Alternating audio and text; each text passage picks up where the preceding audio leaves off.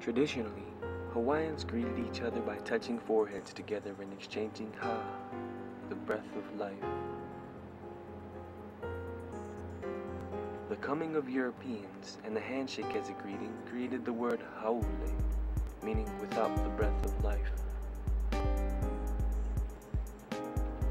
These differences in social practices, among others, inevitably resulted in conflict.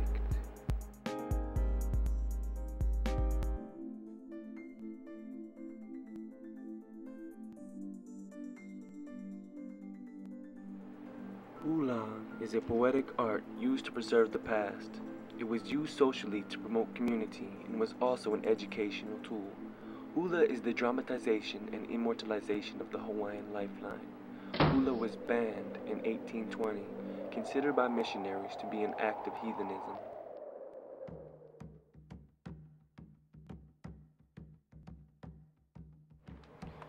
In order to Americanize Hawaiians, the United States government found necessary to implement the English language. In 1896, the Hawaiian language was banned from all schools. Consequently, Hawaiians were neglected their inherent cultures. As a result, Hawaiian-speaking families were discouraged from interacting socially, thus resulting in the deterioration of social ties.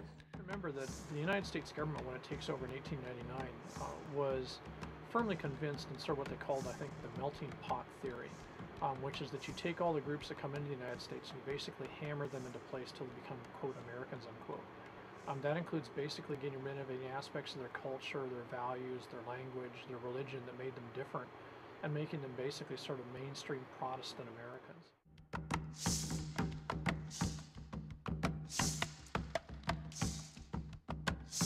Traditionally, Hawaiians would line a valley floor with stone terraces, then flood the terraces to plant taro.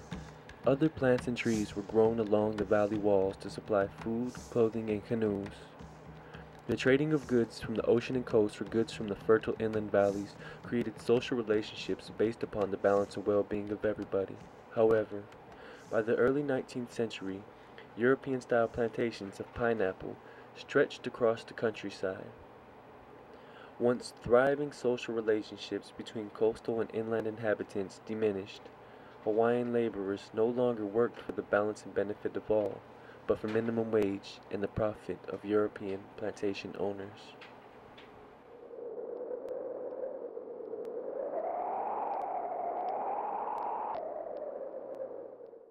As there have been a broad spectrum of changes since the arrival of Europeans to Hawaii, I will attempt to describe in detail a few of them.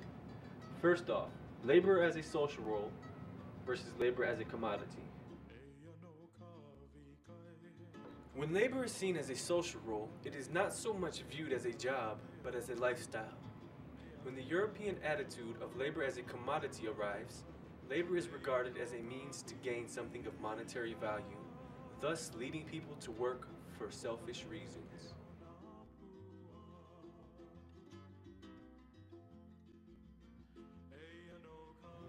Traditionally, if something was found to be beneficial to everyone, the land could be used so that all the people could reap the benefits. However, with the arrival of Europeans came the concept of private ownership, and thereafter much of the land was not used to produce the potential food and other goods that could benefit everyone.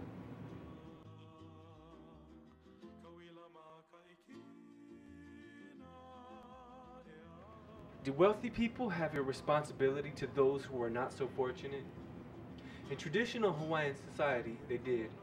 This falls under the redistribution of wealth. It could be counted on that if a man was wealthy in any form, those around him would be as well. This creates a sense of family, or ohana. Contrarily, European view finds acquiring wealth to be an act of accumulation and personal prosperity. Over time, this idea of personal wealth deteriorates the familial view of community and presents a selfish view of personal gain.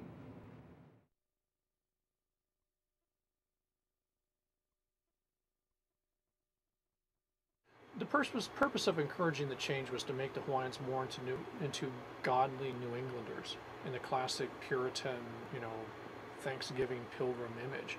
Because you have to remember, the missionaries coming over here are not part of mainstream American society. they're Calvinists. That's a radical missionary or a radical religious group that founds the Massachusetts Bay Colony. It's your classic, Hawthorne's Scarlet Letter group. It's the group that burns the witches in Salem.